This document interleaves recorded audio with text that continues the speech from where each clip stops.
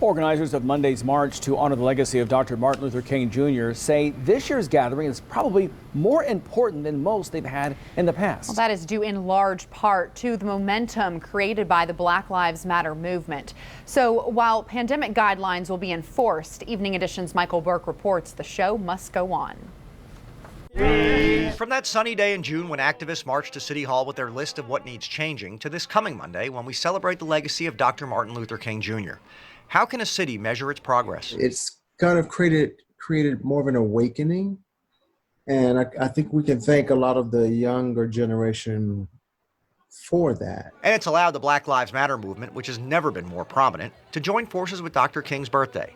Events which have taken place in Lexington will be done so again this year, many of them virtually given the pandemic.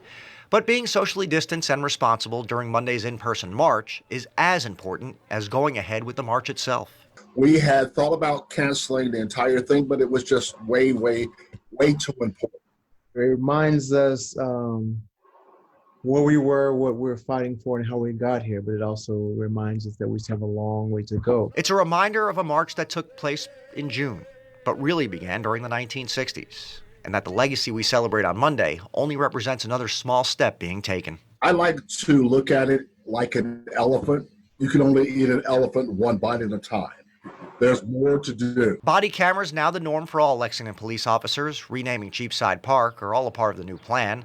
Things have certainly changed around here since the spring, one step or one bite off the elephant at a time. Change comes slow, but change doesn't happen if the effort isn't made. Don't you let nobody turn you around. And as Witt said, effort is coming from both sides now.